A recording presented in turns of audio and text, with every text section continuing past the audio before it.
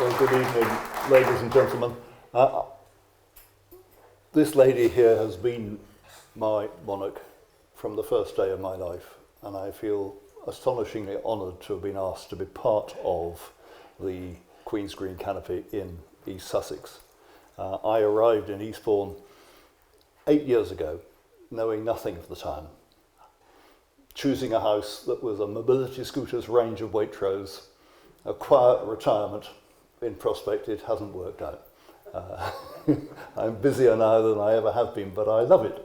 This is a wonderful town, and the Eastbourne Society is an extraordinary institution, and we share, I think, a real determination to play our individual parts in making this town even better and more beautiful than it is.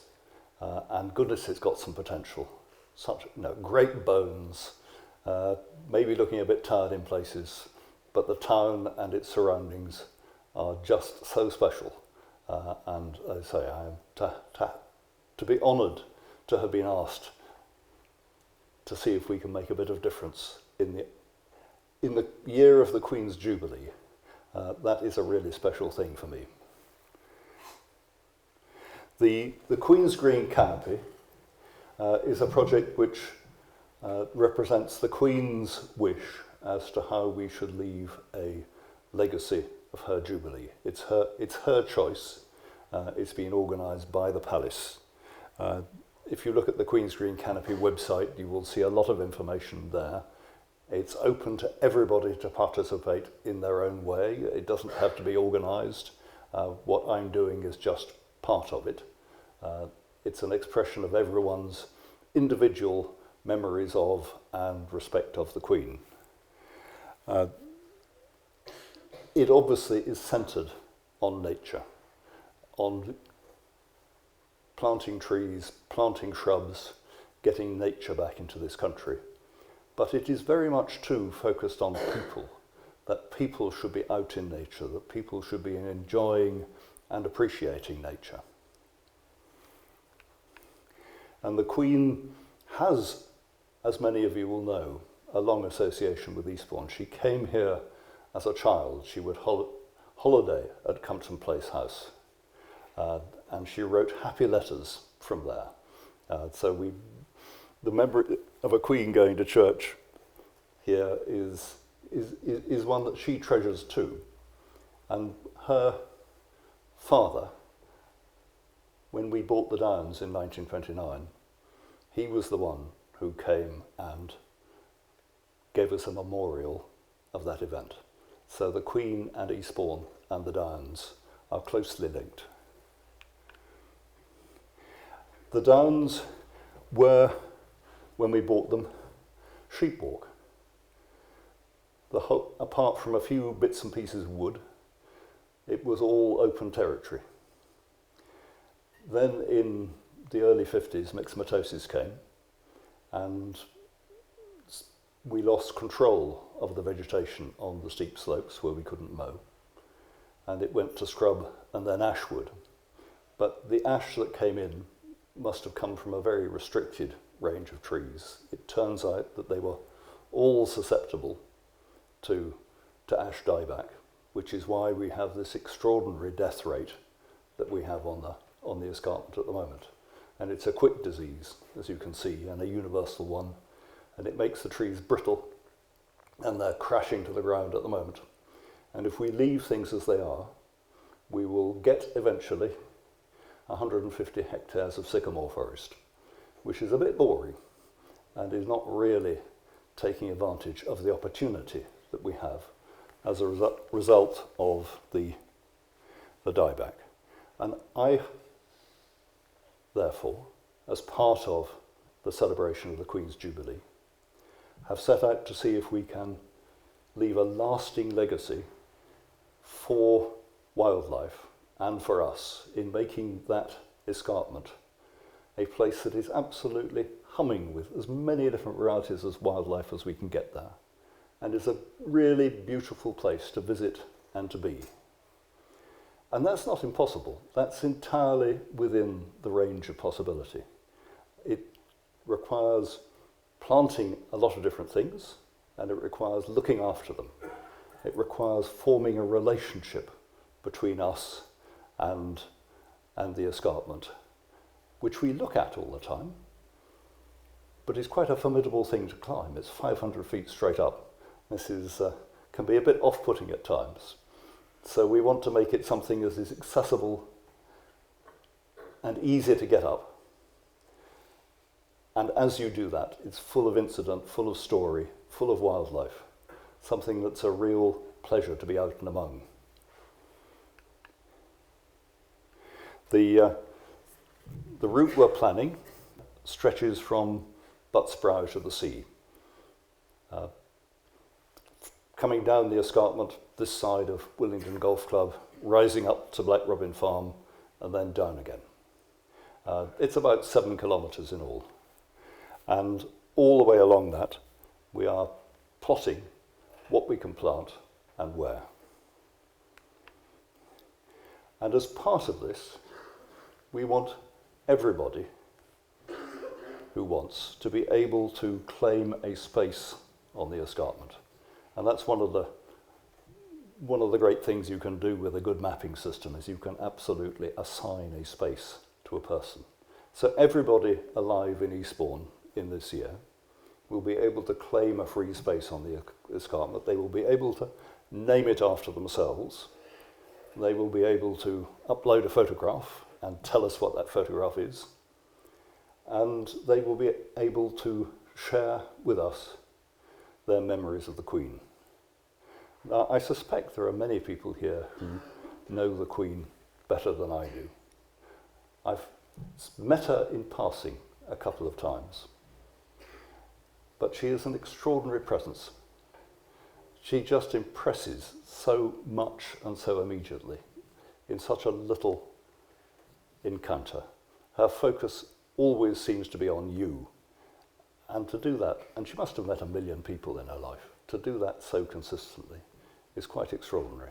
And the stories people tell of the times where they've had an opportunity to meet her are ones that I hope we will share, that I hope we as a town will find a way of remembering not only ourselves and the town as we are now, but our memories of the Queen, and to make of this Jubilee year a lasting memory, not only on the escarpment, in what we plant and what we do there, but in the memories we record of ourselves and our Queen.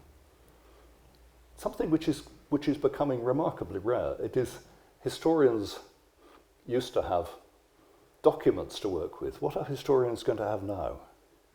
There's not going to be much left of emails.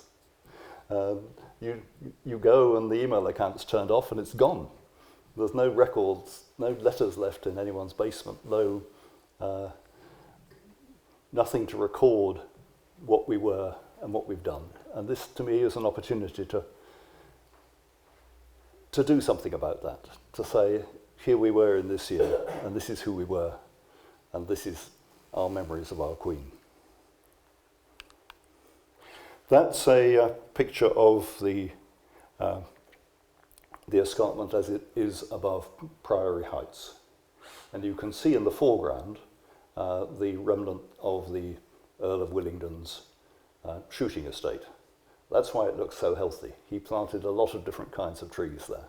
It's a really healthy, varied forest. It's full of wild garlic and bluebells and absolutely buzzing with wildlife. Beyond it, you can see the haze of the dying ash, which has nothing much below it but bramble. And that is the opportunity that I would like us all to take advantage of. There's a whole range of things we might seek to do. But I don't want this to be my idea. I want it to be yours. I want it to be your thoughts as to what you would like to be there, your vision of how this part of the town should be, that we should put into effect. I'm far too recent an arrival in Eastbourne to be the one who should decide what happens here. I want to know what you want. I want your help in achieving it. I want this to be a project of the people of Eastbourne, because that way it will have real roots and real resonance and will be something that we will come to use and enjoy. And what's important with forestry, that we will support it, that we will be out there with our secateurs, cutting the brambles, making sure the trees flourish, letting them get away well, so that what we produce is a success. And the nice thing about a forestry project like this, or one of the many nice things, is that we can do exactly as much or as little as we wish. The council wants us to do this. They are unanimous in their approval of this as a project. We will have their support. Whatever we decide to do in terms of putting our effort in, getting the trees, raising the money to look after them, that much we can do. This is a project which can be as big or as small as we all decide that it should be. And it therefore is a project that will happen. We will do something. We will do enough to make this a decent memorial for the Queen. If we raise a lot of money, then we will be able to make it something really special. And I'm looking this evening for people who want to be part of saying what we should be doing, who want to be part of helping us understand how to do this well, who want to play a role in steering, taking us out to contacts, setting us up ready for fundraising. I'm not looking for money today. That will come. But what I need now is to reach out into the town and say, I need your help. That, as I say, is the route of the proposed route. And this is a look down what we might do, what the potential is. At the northern end, by Buttsbrough, you've got a really steep slope above Willingdon Golf Course. And there's not much you can do there. But on the other hand, we can do something for the wildlife. The ground up there is pretty scrubby now. It's knee-high brambles. It needs cutting back. It needs looking after. It ought to be full of grass and flowers. The scrub edges ought to be things that have a lot more variety than they do at the moment. So there's a potential there, but it's windy, probably not much we can do. Then we come down to the bit above Hill Road. There's a lovely potential open space up there. I hope we will get Cavendish School to look after it. It'll need a lot of work over the years. It's a mess of fallen down trees and tree stumps at the moment. But it's a beautiful view from up there. It really promises to be a wonderful place for children. And then you sweep round over Priory Heights and the field with the horses in it. And just about there is a rare thing on the escarpment, which is a deep, quiet valley with a good depth of soil in it. And in there, we can grow really nice trees. We can grow nuts, we can grow apples, we can grow a whole variety of fruit and make it a place that people come to, not just to be in a wood, but because they're hoping to get some food from it, have some real interaction with it. It will also, I hope, be enjoyed by the squirrels. At the edge there, and in various other places round the escarpment, you've got the escarpment butting up against people's houses. And there's a potential to bring in, I think, some beauty, to make it an edge that people really enjoy having at the back of their garden, rather than the broken down old sycamore, which is what they've got at the moment.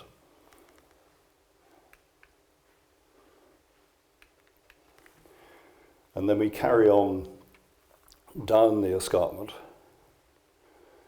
and here you've got a big space which you can plant up. The children of Eastbourne have started a project to plant tree seeds, and we may be working with Treeborn, and I think we will be getting something like 16,000 trees this next year, 30,000 the year after. we can use that to vastly enrich places like this so that they become really varied, interesting forests full of wildlife, rather than, let's say, just a regress of sycamore. And we can produce, where you have that track running through the forest, a whole section of different environments. So I don't know how many of you have walked through an aspen wood when the wind is blowing and listened to the leaves rustle, or walked under a beech wood in autumn and that extraordinary gold carpet. I think we can really produce some worthwhile environments there. The blue areas are places where we might have the free spaces. They're essentially open. They're places with good views. They're places you could go and have a picnic. They're places you can enjoy, but where we don't have to do too much work. The other colours, the reds and the yellows, are places where we would aim to plant trees. This here is an open space which is directly above Pashley Infant School, and Pashley and Motcombe and Ocklinge and the special school there all want to be involved in looking after that. They want that to be a space where children can enjoy. So round it, we want to plant a whole variety of trees so that they can really enjoy the wildlife up there, so that it becomes a place which is beautiful and full of things to do and full of things to look at. And eventually, if we choose the right species, one or two trees they can climb. The council, bless its heart, was sending people around in the middle of the pandemic cutting the swings out of the trees because they thought they were too dangerous. South Downs National Park is much more advanced in its thinking than that, and wants to find ways of allowing children out into the wood so that they can enjoy themselves. But that's we've got some work to do to help the council understand how that can be done. You've got a long stretch above Cherry Garden Road, which is old growth sycamore, where there's not much to be done. But it's actually a lovely piece of old wood, and we want to find ways of getting people out into there so that they can really enjoy it. And in doing in the few clearings that are there, doing interesting things to bring a bit of variety, bring a bit of low-level wildlife into it. And then we cross the A259. You've got a bit more sycamore there. And then you've got a long run above the Royal Golf Course, which is a bit of hillside you can see from most of Eastbourne. Because the golf course is there, there's no buildings in front of it, you can see that stretch of hillside. And there is somewhere where I would like to see us do something really beautiful, something where the beauty you would see from a distance. So a great swathe of cherry trees in springtime, lovely autumn winter colours, a mixture of greens in the summertime. And so we're using at the moment a landscape architect from the Eden project, and looking to produce a design for what's going to happen there. That will be something that is just really beautiful to be among. So that's the lower part of the golf course, and then the path comes up through a wooded area and up onto the top, and this is very much following the old route of the Jubilee Way, and this is swinging up onto the top, and you can see there's some of the upper Carlisle Road, that bit of meads below, and then running round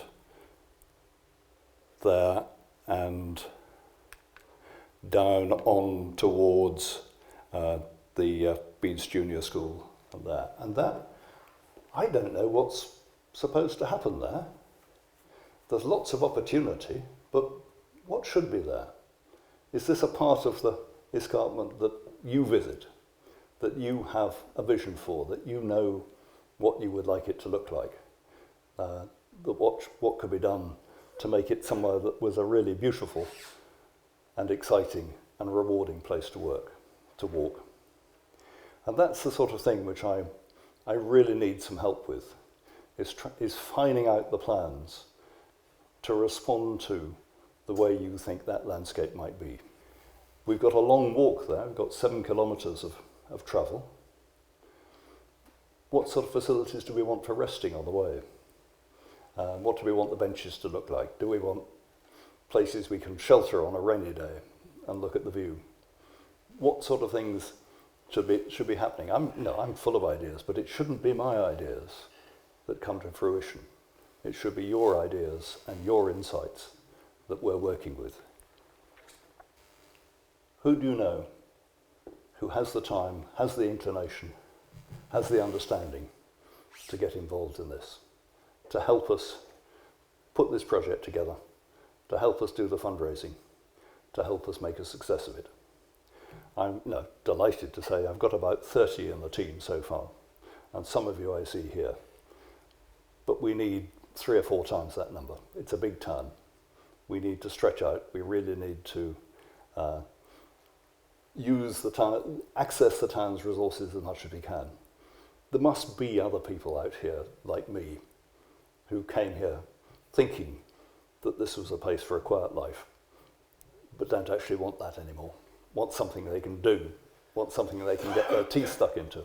Well, this is the time, because we haven't settled anything yet. All this is just ideas. And indeed, the opportunity to work at the ideas is quite a long one, because this is going to be a long project. This is going to take 10 years or so to get through to the end of planting. And there'll be plenty of opportunity to change things, to improve things, to bring in other people, to work in other people. There will be opportunities to do things that really work for specific groups of people. There's a small Japanese community here. We've managed to put up a grove of Japanese cherries in Hampton Park for them. There will be other communities for whom we can find a place, find somewhere on the escarpment that recognises the environment they would like to have around them. There's the whole top of the escarpment, which is a wonderful, as long as you're out of the wind, it's a wonderful place to be. But it's too much of it's bramble, too much of it is just not looked after. It ought to be alight with glowworms at night, but most of them have gone. There's so much that we can do over time to make that a really beautiful, interactive place for people, because we're making it a beautiful place for wildlife. And I'm hoping that what will come out of this evening is a collection of you. Get in touch with us through that email address, through the website, or through finding me personally. And we'll become part of the team that makes this happen. And as I say, not just following on, but absolutely hands on the tiller, saying what you would like to happen, using the rest of us to make that happen. I want this to be a collective response to the Jubilee, something we all have a part in, something we all feel belongs to us. And just because it started with me, well, that's not the way I want it to end. Thank you very much.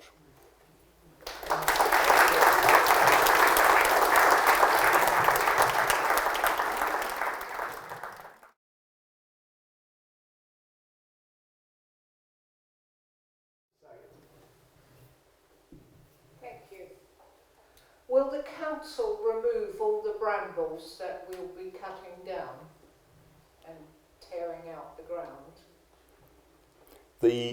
The process of planting, as I understand it, is that when we looking at something that's happening over 10 years, when we decide that a bit of ground is to be planted, then the first thing that will happen in the autumn is that the brambles will be cleared so that people can get in there and plant it.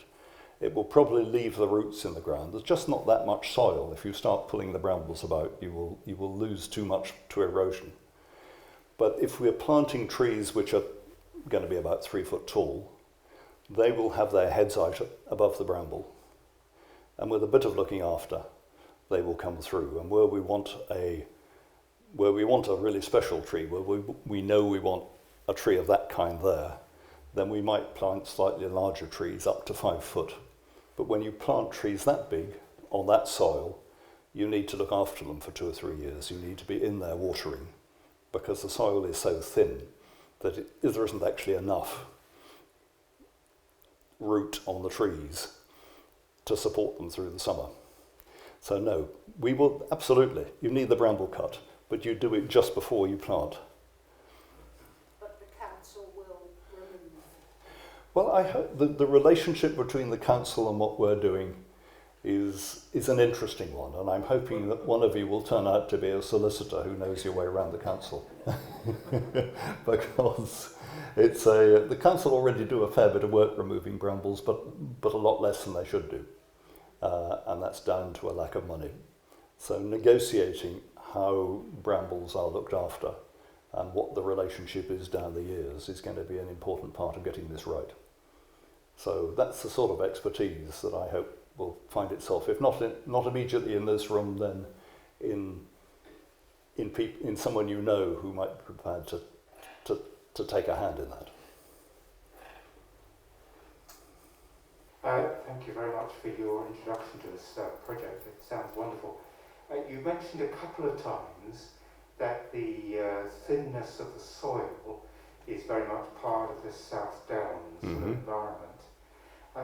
Will that, and perhaps the marine environment, preclude some options about what is possible long term for it to be naturally sustainable? I hope everything we're going to do will be self-sustaining. There's very little point in doing something on that scale that will require lots and lots of input over the years. But if we choose the mix of species right, then after the first 10 years, by and large, a forest looks after itself. If you're not too much, other than trees falling over the path and things that need clearing, the natural process of trees dying and falling over and being replaced will become just part of the way the forest operates. And with the bits around the path edge, designing how we put what species we choose and how we put them together should produce something which doesn't require a lot of maintenance beyond someone going down once a year and keeping the paths clear. So building that, we're working with the Wildlife Trust, we're working with the Forestry Commission, other sources of good advice. But no, I quite agree, to build in a maintenance requirement into something which has no easy way of producing revenue is merely asking for trouble. So, but it's one of the reasons why we need to pin the council down, and they are currently required to maintain the paths so that they're safe. Now that needs to be a continuing obligation on the council for this to be worth doing. Before we spend our money doing things, they need to promise to spend their money. And that's part of this relationship that needs to be established. Thank you very much for a wonderful talk and introduction to the subject. I'm just interested whether you could talk about the track a little bit, because I don't know if the track's there. Is it going to be a footpath for horses? If you could just explain that to me. I don't know that particular area. I walk the South Downs Way. Is that a new track you're going to cut in, or does it already exist? The paths already exist, and in some places they're in good nick. If you cut a forestry track into the chalk hillside, it stays there in pretty good condition for quite a long time. I mean, many decades. Some of those tracks have not really been maintained for a long time, and they're still quite passable. There are other places where they're thin and muddy and need reworking. But no, it's not, and in the open areas, the right way to do things is just cut a really wide swathe and mow it close, and then people walking over the turf don't erode a single track but spread themselves out broadly. And you don't need to have more than a grass surface. But in the forestry areas, in the hillier bits, you would do what has been done by the council already in some places, and make a 3 metre wide track in the chalk. And that holds together pretty well. In terms of making this an accessible track, there are some places where we need to change the route a bit, avoid stairs, avoid really steep slopes. But it's not a technical problem. It's a really good environment to try and work a track in, because once you cut it, it holds there. It doesn't fall to pieces. Hello, could you say something a bit about the South Downs National Park and the boundaries? I'm not clear whether, I'm presuming that the area you've described is not the National Park, but does it butt onto it? No, it's all in the National Park. The It's in National the Park. So perhaps you could say something about the relationship between this project and the South Downs National Park Authority, and what say they will have over it. What struck me was that I think that the National Park is all about maintaining traditional park things. Some of the trees, like cherries and so on, are probably not traditional National Park types of tree. Is there a potential conflict there? And if it is in the National Park, is that the legacy for the 10-year, after the 10 years is done, if it's hopefully successful, that it will then be under their management? The National Park has been really helpful. We had a wonderful meeting with half a dozen of their officials, all sorts of different expertise. They're all wanting this sort of thing to happen. No, the South Downs National Park started out with, let's preserve it, almost let's keep people out of it, because people damage these surfaces. But actually, properly managed, people are what makes these places. If you didn't have people in the National Park, it would just become a wilderness of bramble and then scrub and then a mixture of scrub and forest. It's people that keep the National Park looking like it does, and I think they have realised that. That's why they've taken on Cookmere and are making that a place that is really good for people. And they are really enthusiastic about us doing something with the escarpment. They want the beginning of the South Downs Way to be a place of real delight and excitement and interest. They want the sort of interaction and understanding we're looking to create between people and the environment to be something they can share around the National Park. They don't want a landscape which dies every 10 years because the next species gets a disease. They want something like that bit of the Earl of Willingdon's woods I showed, which is really good and mixed and rich, and where one species having trouble merely means an opportunity for others. So no, they're being really supportive and really helpful, and it's their expertise in how a council can interact with children wanting to play in the woods that we hope to bring into Eastbourne's experience and give them the comfort that actually you can let children out there and you don't have to try and prevent it, because there are ways of making an environment safe enough and covering it with insurance and not worrying about all the horrors that you imagine might happen to children, but focusing on how do you make it a place where they can really enjoy and be safe. That sort of expertise exists in the National Park Authority, and they're really keen to bring it into Eastbourne. And the Sussex Wildlife Trust, ditto, are looking for ways of saying, oh, for doing things here, can we bring back this species? Can we do more of this sort of thing here? How can we make this a place that is really rich and a great example of the edge of a chalk downland? So no, there's a lot of people out there being supportive and helpful, and I don't think any of the councils involved, not Sussex, not the Downs, not Eastbourne, not the government, are in any way standing against this. Just some of them have worries, but I think they're all soluble. Obviously, you mentioned about it's the Queen's Jubilee year. Is there an event at the beginning or coinciding with it that will properly launch this or commemorate something? Are we talking about June? We've got the June weekend. As far as I've been able to establish, the council are not planning anything for that weekend. It would be lovely to do something. There will be on the last day, the Sunday. There's the big lunch. If you've come across that, will be something that's officially supported nationwide. There is again a lighting of beacons around the country, which has been officially supported. I'm not aware that there is anything enormous happening in Eastbourne on either of those fronts.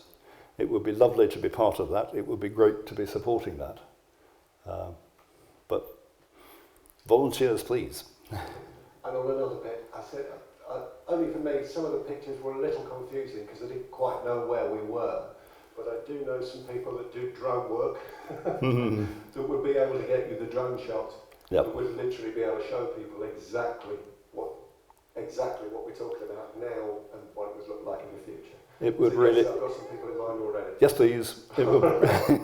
that sounds a really helpful way to go. I mean, but seeing what it is like and could be like, and making that something that people can really appreciate is something where I'm very keen to do. It's something I don't have the skills to do myself. So having. And it also did look like at the one end you were talking about, it came very near Helen Gardens. Is that right? Terry, I was thinking of you over there and the Meads up there, so that was, I don't really know personally that area very well, but I can see you were talking about a 7 kilometre or 7 mile stretch. 7 kilometre. So it's like it could almost be a mini South Downs way. If we're doing things at Black Robin, there is going to be some way of people getting up there on foot. At the moment, if you start out from by Helen Gardens, you've got a steep, treacherous slope to go up, and no easy way of getting up there. So there has to be a new way up there. There's no reason why we can't use the Queen's Green Canopy to make that a more beautiful, easier way. But it's not an area of town that I know enormously well, and I would be really keen to work with people who do know it and who do have ideas on what they would like that to look like. And just picking up on, obviously you've got a website address up there. If there are more events coming up, can people be emailed from that website or be engaged from that website to say, look, there's a meeting at such and such a place? Is that what's at that website? What this is about is getting people engaged, getting people involved, getting people to sign up to say we want to know what's going on. We've got some ideas. There are some things we want to make sure get into your plans. Right. If you sign up at that website, then you will find that you are subjected to a weekly email, I would expect. Oh, right. So asking your thoughts and opinions, and so if anybody's got any thoughts, keeping you up to date. That's the way to start. It's an appeal, basically. If you've got thoughts, give it some thought, go to that website. Yes, please. Brilliant. Yes. Any other questions from anybody else? Do any of you here have memories of the Queen that you would share? Has that been part of your experience? As a child in London, we were all sat on the pavement up Sydenham Hill, and this big posh car went by, and they told me it was the Queen. I said, well, she hasn't got a crown on, that can't be the Queen.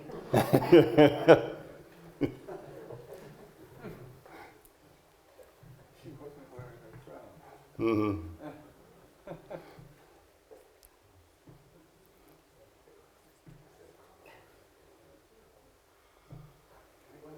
Anyone else?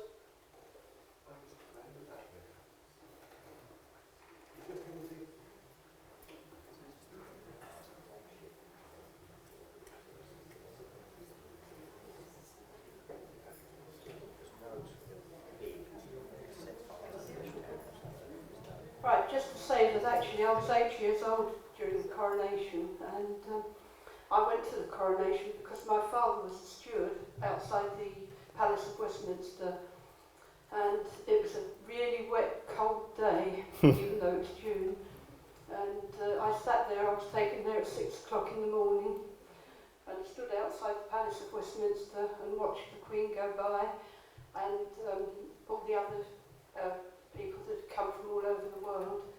And I remember it was in the days when the police had policemen wore capes, and I wanted to sit down, and there was a lovely policeman standing there, and he put the cape down on the floor for me so that I could sit down. And then many years later I went to a Royal Garden party and was introduced to the Queen, so who was lovely, as you say. She's a lovely lady. And those are my memories. Yeah. So I hope you will help us remember her in a fitting way, that we do this really well, that we do something we're all proud of.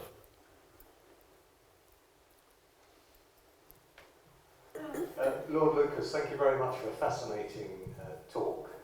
I live on the Downs practically. My back garden opens onto an area which is about 100 metres from Jubilee Way, and it occurs to me that the Jubilee Way was so named and sort of created, I suppose, for the Queen's earlier Jubilee. And it might be worth renaming it the Platinum Jubilee Way, and as part of the project, improving that walkway. It is a fantastic walk if no one's never attempted it. It goes from Leeds, from basically Beachy Head Road to, as you said, Bats Lane. And it's fascinating. You have fabulous views and some fabulous nature there. The problem is, of course, certainly when you get to the Needs end of it, if you're in bramble time, you'll get your legs torn to pieces unless you've got very thick trousers on.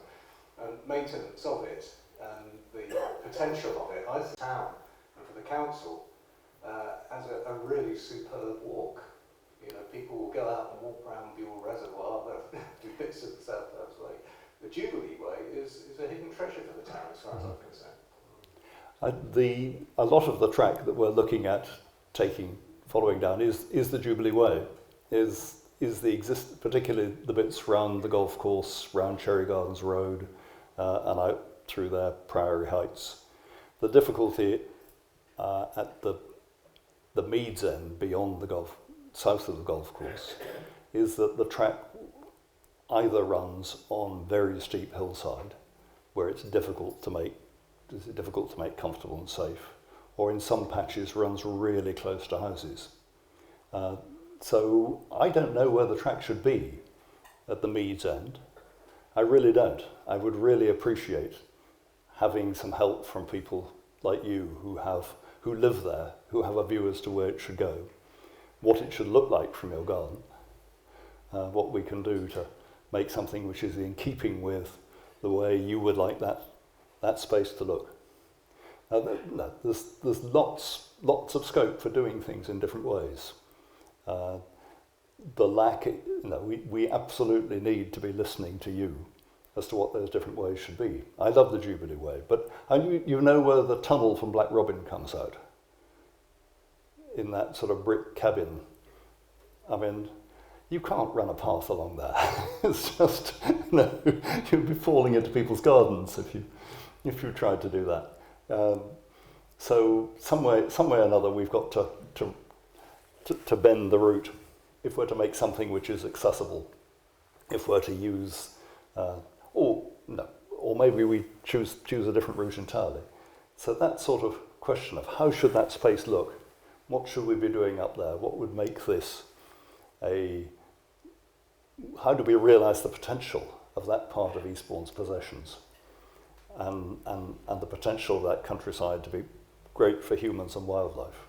I mean, it is absolutely your views that I want to be hearing, because that's not where I've been walking, that's not where my march. I don't have a concept of what should be happening there. I've just sketched in a route and said we can do something here, there's potential.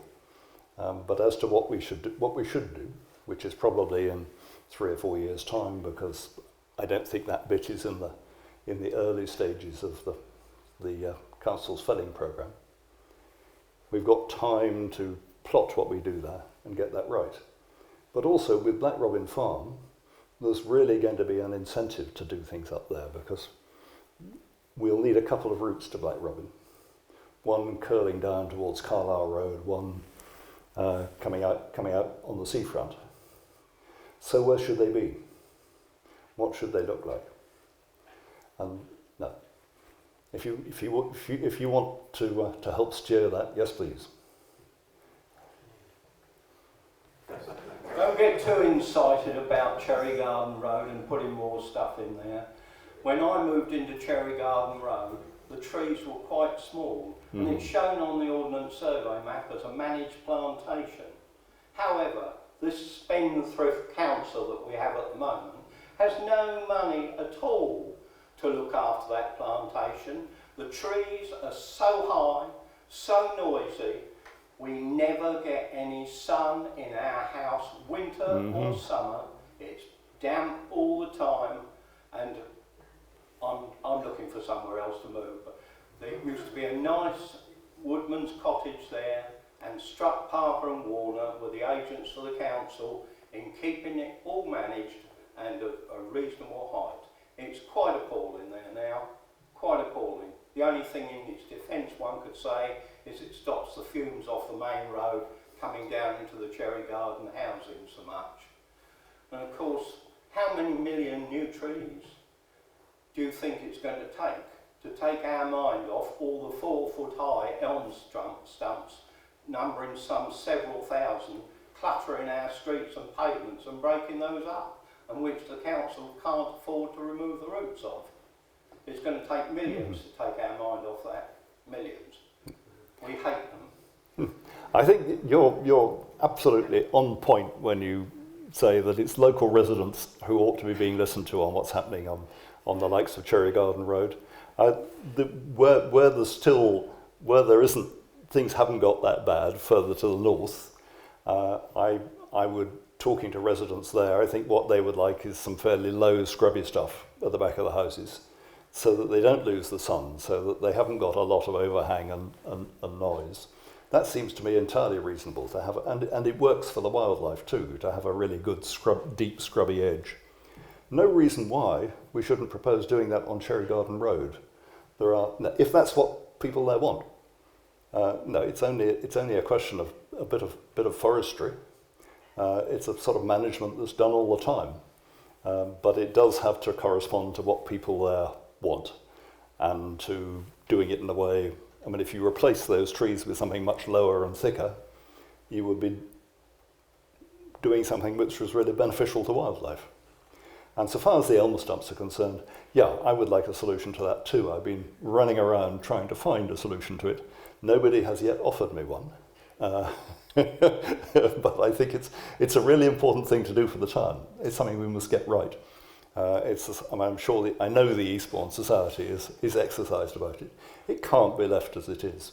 But I don't have an easy solution to offer you, I'm afraid. You've mentioned now the staging of the tree felling, and you've mentioned the 10-year plan. Can you just sketch in how the 10-year plan might, if all goes well, work through, when it might begin? Is it this year? And I think you did mention that some areas were already ripe for planting and so forth. But the Reed's End, you say, will be later on. So just an idea would be helpful of what we might be looking at. I wish I could help you. I mean, I'm entirely in the hands of the council on this, and they don't know. They find themselves overwhelmed by the need to do urgent things. Trees falling down, trees in trouble near footpaths. Their budget is not in great nick. And so no, I don't even know what they're planning to do this winter, let alone next winter. I am chasing them on it. But places over the next 5 years, all that dead ash will come down. It won't let the ash dieback gets at the roots. It makes the whole tree brittle. You can see in some places in the escarpment at the moment they've just been falling over like matchsticks in the wind. That is a process that will continue. Once that's happened, then it's merely a question of, then we can start to plan. Then we can say we're going to do that bet in 3 years' time, because you can't send foresters out into the woods as they are now. Those trees are too dangerous. When a tree's growing, when it's alive, you can cut it so that it falls where you want it to fall. When a tree's dead and brittle, you can start cutting it, it'll suddenly flip on you, and if you've got knee-high brambles around you, you've got nowhere to run. So it makes it a terribly dangerous place to do forestry work. So I think they will, in the more difficult bits, just wait until the trees fall down. So in 3 years' time, I think we'll be able to give you a plan. I don't think I can now, I'm afraid. It's not in my hands, and I don't think it's much in the councils either. But the nice thing is, trees are slow. You've got plenty of time after a tree's fallen down to clear and replant before it gets difficult. So it will be a process that we can plan and manage when the ash has gone. Lord Lucas, I mean, as you know, I'm supporting you as much as I possibly can. I'm maybe the only councillor here, and I'm certainly not going to answer the council. I have the lowly position of leader of the opposition, and therefore I'm not going to get political in terms of the issue. I think this is a wonderful project. I think the council at the moment, if I'm being reasonably balanced, has its own problems and is effectively neutral, but it is not disruptive to this particular project. I think that in terms of the project, which I think is wonderful and deserves, I hope, the support of the Eastbourne Society, my issues tend to be about access and connectivity. I think one of the points that comes across, particularly from tonight's discussion, is actually that it's probably as much about the tracks as it is about the trees. And the connectivity, I think, is an important point. But as you know, I am wholeheartedly behind this project, and I hope the Eastbourne Society is as well. Thank you. Thank you very much, Robert. And yes, I've yet to meet a councillor who doesn't want this to happen. So I think they're solidly behind it, but there are absolutely technical issues in getting this right. And Robert, I agree with you, the tracks are what's important. Things will happen around the tracks. Tracks make it easy to maintain things. Tracks give you track sides where you can easily reach out into the forest, where you can see what's going on, where it's easy to have human interaction. And one of the nice things about this landscape is they're actually not too expensive. It's about £100 a metre to make a forestry track. And that's, if we're 7 kilometres, there's only about 3 of it needs redoing. So it's £300,000, which sounds a lot to start with, but if we're getting at it as a community, it's a great deal less than it's going to cost to dig up the elm stumps. So I'm hopeful we will get to a point where we can really start to make some progress. And access is important, that people should be able to get to places, that there should be places along the tracks where people can rest if that's what they need. And when we were looking at the bit above Pashley Infant School with the schools, the first thing they said is, right, we need a toilet up here. And the second thing is how can we work in an outdoor classroom? So you start to say there are things along the track that make it a much better and much easier place for people to interact with. And how do we work that in with what we want to do for wildlife, how we want it to look, how we want people to use this? Now, these are issues that require argument and consideration, and that's why I'm so keen to be listening to you. We should ask Lord Gage how to build a track without any cost. Well, I think we've got the answer to that, which is you put a museum at the end of the track, and we've just got a museum going up at Black Robin, so I shall be talking to Graham Peters later this week and saying we want our £300,000 to build the track, please. So it's there is. I mean, that doing things at Black Robin will open up opportunities, I think, for getting government funding for access to it, but it takes time. You've got to wait for the opportunity. You've got to have done the specs, so you know what. We need to know what route we're going to take. We need to be able to present the government with, this is what we'd like to do. This is why we'd like to do it. Can we have the money, please? So getting to the point where we've decided what we'd like to do as an important part of getting money out of the government. And yes, my dear cousin Nicky Gage is quite good at that. Lord Lucas, I think, if that's, are there any other questions out there? People burning the questions out there? If not, I'd like to say thank you on behalf of the Society for coming on to talk to us tonight. It's been very enlightening. We've got a lot to think about, and it's a long-term project, so we've got a while to think about this as well, but I can see there's a lot that needs planning through all this. Before I ask everybody to give you a round of applause, I need you to pick out 3 numbers for our Heritage Centre draw. So, right. Pick out number 1 first. John, you ready with that? Right. 3 numbers. Yep. Number 1 is 29. 29. 29 is Brenda Kenwood. Well done, Brenda. Brenda Kenwood. Number, Cheer. number 2 is 27. 27. 27, Mia Walmsley. Well done, Mia. Mia Walmsley. And number 3 is 62. 62. 32 is Eleanor Witherow. Eleanor Witherow. They'll be here in due course. All right, splendid. Well done. Well, Lord Lucas, thank you very much. Ladies and gentlemen, can I have a right round of applause? Thank you.